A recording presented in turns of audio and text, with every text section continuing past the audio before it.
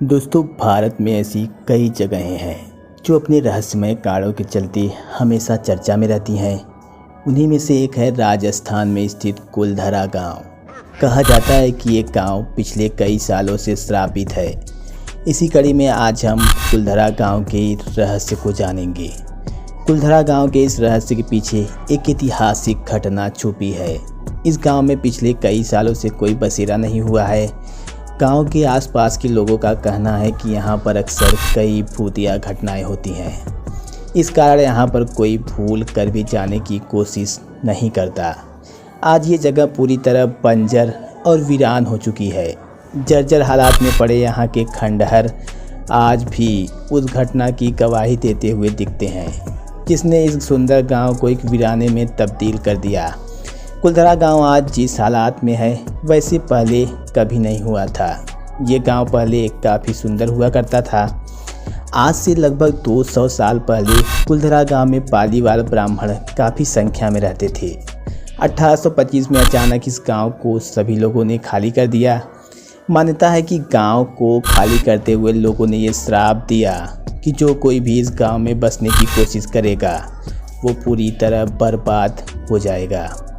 उस घटना के बाद से ये गांव अब तक वीरान पड़ा है। आखिर ऐसा क्या हुआ था जिसके चलते पालीवाल ब्राह्मण और बाकी लोगों ने गांव को छोड़ते हुए ये श्राप दिया? इसे जानने के लिए हमें कुलधरा के इतिहास पर गौर करना होगा। दोस्तों, इस गांव को पालीवाल ब्राह्मणों ने सन 1291 में बसाया था। पालीवाल ब्राह्मण पाली के निवासी थे।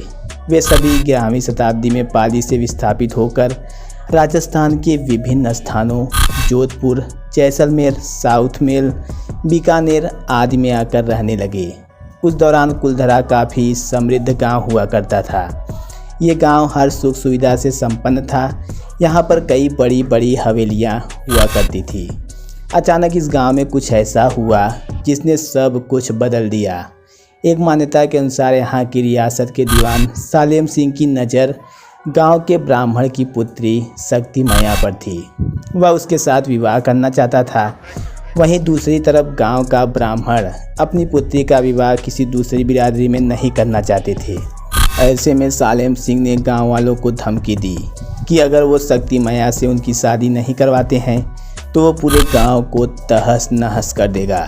ऐसे में गांव के सभी पालीवाल ब्राह्मणों ने पंचायत में निर्णय लिया कि वे इस गांव को छोड़ देंगे। उसके बाद सभी ब्राह्मण गांव को वैसा ही छोड़कर रातों रात वहां से चले गए। जाते वक्त उन्होंने ये श्राप भी दिया कि जो कोई भी इस गांव में बसने की कोशिश करेगा वो पूरी तरह बर्बाद हो जाएगा। वहीं दूसरी कहानी की माने तो गांव वालों ने सालेम सिंह द्वारा अत्यधिक मात्रा में कर वसूले जाने की वजह से परेशान होकर गाँव को छोड़ा। वहीं तीसरी कहानी जो थोड़ा वैज्ञानिक भी लगती है, उसके मुताबिक पालीवाल ब्राह्मणों द्वारा इस गांव को छोड़ने की मुख्य वजह सूखा और गांव में पानी के जलस्तर का नीचे गिरना था। हालांकि आज भी कई लोगों का कहना है कि इस गांव में श्राप के कारण भूतिया घटनाएं होती रहती हैं।